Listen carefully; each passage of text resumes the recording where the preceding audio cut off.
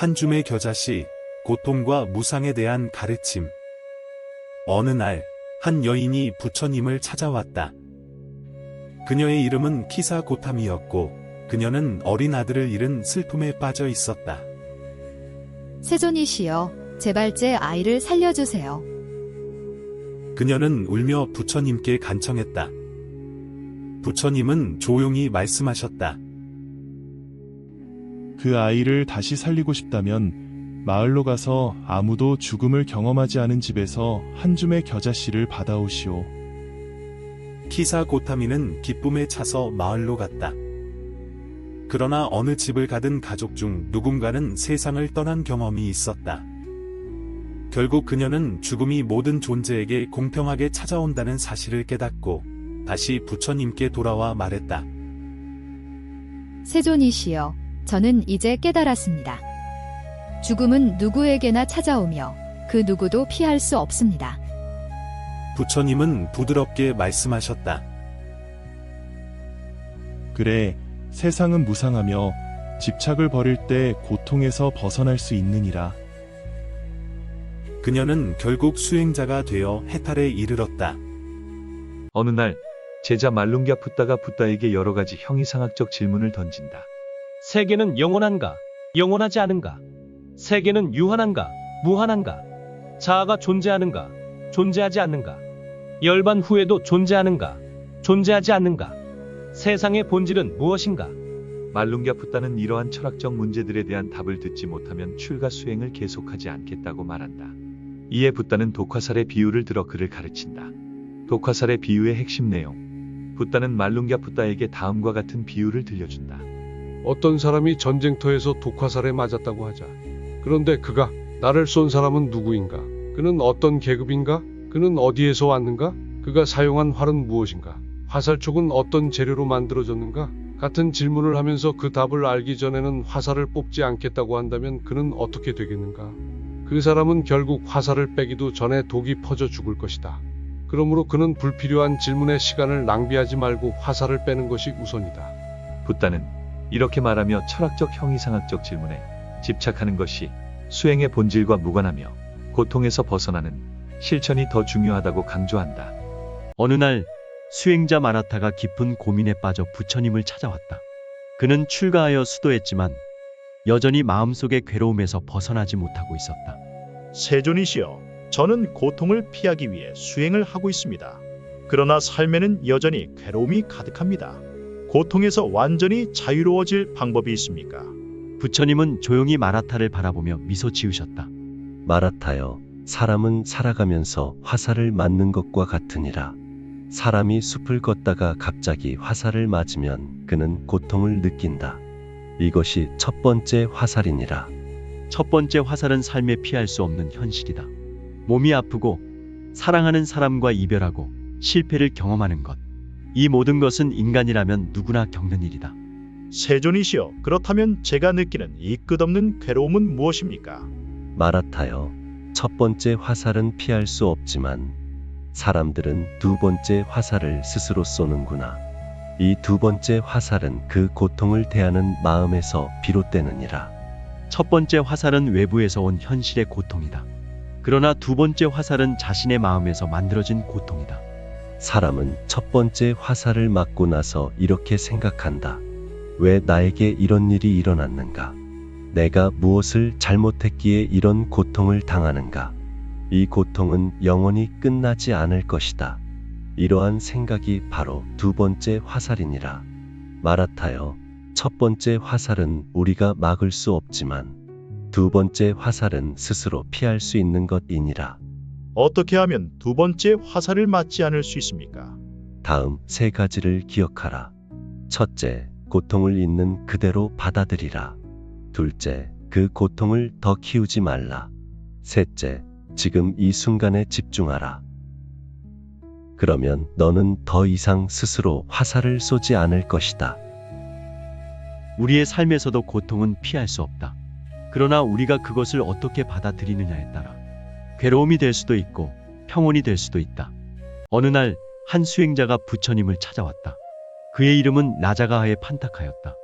판타카는 다른 수행자들과 함께 수행하고 있었지만 늘 화를 잘 내고 쉽게 낙담하는 성격이었다. 세존이시여, 저는 수행을 하지만 여전히 마음이 산란하고 감정을 다스리기 어렵습니다. 때로는 남을 비판하고 때로는 스스로를 탓하며 괴로워합니다. 저는 정말 수행자로서 부족한 사람인가요? 판타카여, 너는 거울을 본 적이 있는가?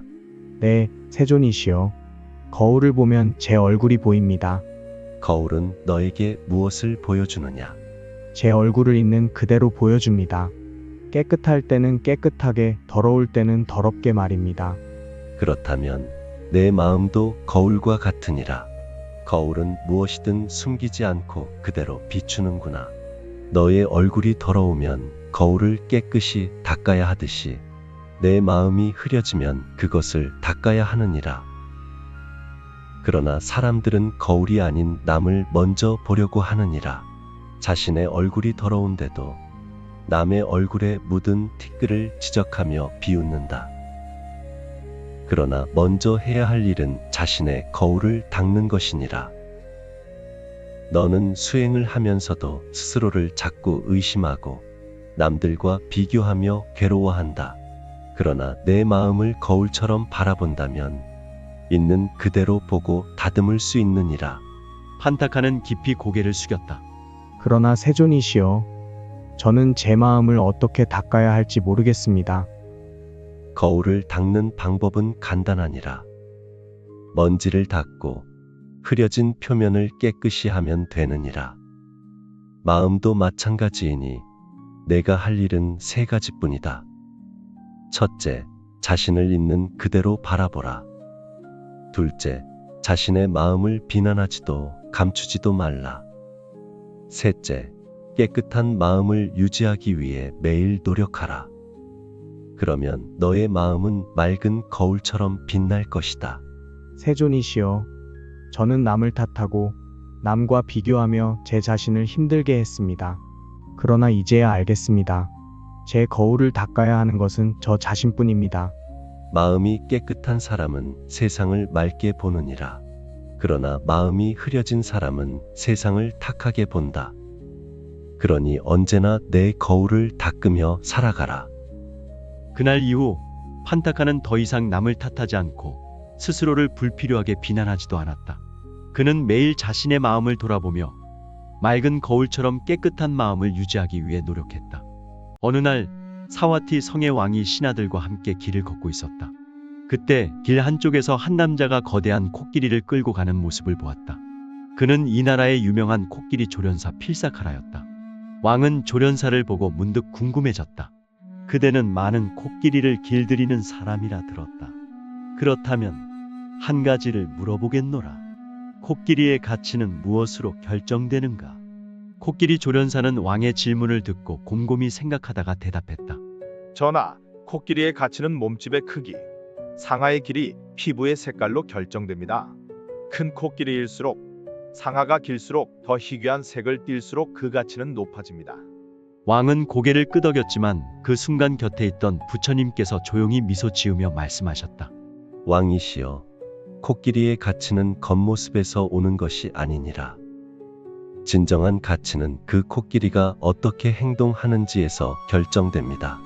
부처님은 부드러운 목소리로 신하들과 조련사에게 질문을 던졌다. 그대들은 코끼리가 태양 아래 서 있을 때 그 그림자가 매우 크게 보이는 것을 본 적이 있는가? 예, 세존이시여. 태양이 뜨거울 때 코끼리의 그림자는 아주 길게 드리워집니다. 그렇다면 그림자가 크다고 해서 코끼리 자체도 더 커지는 것이더냐? 조련사는 순간 말을 잃고 생각에 잠겼다. 아닙니다, 세존이시여. 코끼리의 그림자가 커진다고 해서 그 코끼리 자체가 더 커지는 것은 아닙니다. 그렇다. 사람도 마찬가지니라. 그가 입고 있는 옷이 화려하고 명성이 높고 재산이 많다고 해도 그것이 곧 그 사람의 진정한 가치를 의미하지 않는다. 마치 코끼리의 그림자가 아무리 크더라도 그것이 코끼리의 본질을 바꾸지 않는 것과 같느니라. 신하들과 조련사는 부처님의 말씀을 듣고 깊이 생각에 잠겼다. 왕이 다시 물었다. 세존이시여, 그렇다면 진정한 가치는 무엇으로 결정되는 것입니까? 진정한 가치는 겉모습이 아니라 그 존재가 어떻게 행동하는가에 달려 있느니라. 크고 강한 코끼리라 하더라도 길들여지지 않고 사람을 해치려 하면 아무 소용이 없고, 겉으로는 초라해 보이는 작은 코끼리라도 착하고 유순하여 많은 사람을 돕는다면 그 가치가 높다. 사람도 마찬가지니라. 부와 권력을 지닌 사람이더라도 탐욕과 거짓으로 살아간다면 그의 가치는 마치 태양 아래 커진 그림자처럼 헛된 것이 되느니라. 그러나 선한 마음과 지혜를 가진 사람은 비록 가진 것이 적더라도 그 자체로 가치로운 존재니라. 세존이시여, 저는 지금껏 코끼리의 가치를 겉모습에서만 찾았습니다. 그러나 이제야 깨달았습니다. 진정한 가치는 그 코끼리가 어떻게 행동하는가에 달려 있음을 말입니다. 세존이시여, 저 역시 지금껏 제 나라의 신하들을 평가할 때 그들의 권력과 명성만을 보았습니다. 그러나 이제는 그들의 행동과 마음가짐을 먼저 보겠습니다. 사람은 자신의 그림자가 아니라 그 자체로 평가받아야 하느니라. 그러니 남을 평가할 때, 그리고 스스로를 돌아볼 때 겉모습보다 내면과 행동을 먼저 보라. 그림자는 아무리 커도 본질을 바꿀 수 없다. 진정한 가치는 내면에서 나온다. 어느 날 아난다 존자는 부처님께 물었다. 세존이시여, 저는 좋은 친구가 수행자의 길에서 얼마나 중요한지 궁금합니다. 좋은 친구를 갖는 것이 깨달음에 도달하는 길의 절반이 아닙니까? 부처님께서는 미소를 지으며 대답하셨다. 아난다요, 아니다. 좋은 친구를 갖는 것은 깨달음의 길에서 절반이 아니라 전부이다. 어째서 그렇습니까? 세존이시여. 부처님께서는 한 이야기를 들려주셨다. 옛날 사리푸트라와 목갈라나가 아직 깨달음을 얻기 전이었다. 두 사람은 함께 수행하며 길을 찾고 있었다. 어느 날 길을 가다가 한 수행자를 만났다. 그는 겉으로 보기엔 매우 평온해 보였지만 깊이 들어가 보니 탐욕과 분노로 가득 차 있었다. 목갈라나는 그와 친해지면 도움을 받을 수 있을 것이라 생각했다. 하지만 사리푸트라는 조용히 말했다. 이 사람과 가까이 지내는 것은 올바른 길이 아닙니다. 그는 수행자이지만 마음이 바르지 않습니다. 목갈라나는 이를 받아들이고 그 수행자와 거리를 두었다. 이후 두 사람은 부처님의 가르침을 듣고 참된 길을 깨달았다. 부처님께서는 아난다를 바라보며 말씀하셨다.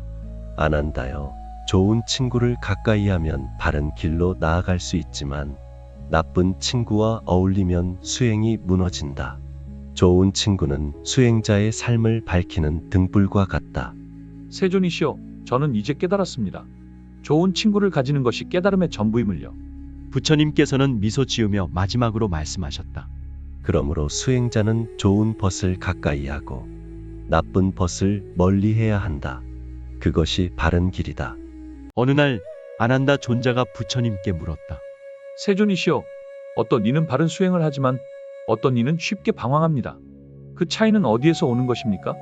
부처님께서는 조용히 미소 지으시며 대답하셨다. 아난다요, 한 사람이 강을 건너기 위해 배를 탔다고 생각해 보아라. 그 배는 튼튼하지만 그는 키를 잡지 않고 바람이 부는 대로 몸을 맡긴다. 결국 배는 이리저리 흔들리며 어디로 가는지 모르게 된다. 하지만 다른 사람은 키를 단단히 잡고 바른 방향으로 나아가 강을 건넌다. 둘 중 누가 목적지에 도달할 수 있겠느냐? 당연히 키를 잡고 방향을 조절하는 사람입니다. 바람에 맡기면 어디로 가게 될지 모르기 때문입니다. 부처님께서는 고개를 끄덕이며 말씀하셨다. 그렇다, 아난다요. 사람의 마음도 이와 같다. 마음을 다스리지 않으면 세상의 바람에 흔들리고 욕망과 두려움에 끌려 방황할 뿐이다. 하지만 마음을 바르게 하면 수행자는 올바른 길로 나아갈 수 있다. 그때 사리푸트라 존자가 말을 보탰다. 세존이시여, 그럼 어떻게 해야 마음을 올바르게 다스릴 수 있습니까? 부처님께서는 조용히 강을 바라보시며 답하셨다. 마음의 키를 단단히 잡아라. 늘 깨어 있어 스스로를 살피고 올바른 길에서 벗어나지 않도록 하라. 바람은 언제든 불지만 키를 단단히 잡고 있는 자는 그 바람을 이용해 바른 길로 나아갈 수 있다. 아난다와 사리푸트라는 깊이 깨닫고 고개를 숙였다. 세존이시여, 이제 알겠습니다. 수행자는 자신의 마음을 다스려야 합니다. 그래야 바람이 불어도 올바른 길로 갈 수 있습니다. 부처님께서는 미소 지으며 마지막으로 말씀하셨다. 바람을 탓하지 말고 배의 키를 잡아라. 그러면 너희는 반드시 목적지에 도달할 것이다. 어느 날 마하모갈라나 존자가 부처님께 여쭈었다. 세존이시여, 저는 한 수행자가 사소한 일에도 쉽게 화를 내고 그 분노를 다스리지 못하는 것을 보았습니다. 분노가 일어나면 어찌해야 합니까? 부처님께서는 잠시 침묵하시다가 조용히 말씀하셨다. 목갈라나여, 분노는 불과 같다. 불길이 타오르면 그 불은 무엇을 태우겠느냐? 세존이시여, 불길은 가까운 것을 먼저 태웁니다. 부처님께서는 고개를 끄덕이시며 말씀하셨다. 그렇다. 분노도 이와 같다. 남에게 불을 지른다고 하지만 가장 먼저 타버리는 것은 자신의 마음이다. 불길을 계속 지펴 올리면 결국 자기 자신이 먼저 타버릴 뿐이다. 그때 사리푸트라 존자가 물었다. 그러면 어떻게 해야 이 불길을 끌 수 있습니까? 부처님께서는 손으로 작은 바람을 일으키며 말씀하셨다. 화를 내는 순간 즉시 자신을 돌아보아라. 깊이 숨을 들이마시고 마음의 바람으로 그 불을 꺼라. 분노를 품은 채 말하면 독이 되고 분노를 다스리고 말하면 법이 된다. 그러니 지혜로운 자는 분노가 일어나기 전에 스스로를 다스린다. 목갈라나와 사리푸트라는 깊이 깨닫고 고개를 숙였다. 세존이시여, 이제 알겠습니다. 분노는 남을 해치기 전에 나를 먼저 태우니 스스로 다스려야 합니다. 부처님께서는 마지막으로 말씀하셨다. 물이 불을 끄듯 자비가 분노를 끈다. 분노의 불길을 내 안에서 먼저 끄면 세상도 평온해진다. 어느 날 아난다 존자가 부처님께 여쭈었다. 세존이시여, 사람들은 왜 만족하지 못하고 더 많은 것을 원하면서 괴로워합니까? 부처님께서는 미소 지으며 말씀하셨다. 아난다여, 욕심이 많은 원숭이의 이야기를 들려주겠다.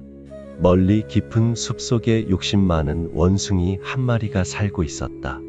어느 날 원숭이는 나무 구멍 속에 반짝이는 견과가 가득 들어있는 것을 발견했다. 이건 내 거야. 이걸 다 가져야 해. 원숭이는 기쁜 마음으로 손을 깊숙이 넣어 한 움큼 가득 움켜쥐었다. 그러나 손을 빼려 하니 주먹이 나무 구멍보다 커서 빠지지 않았다.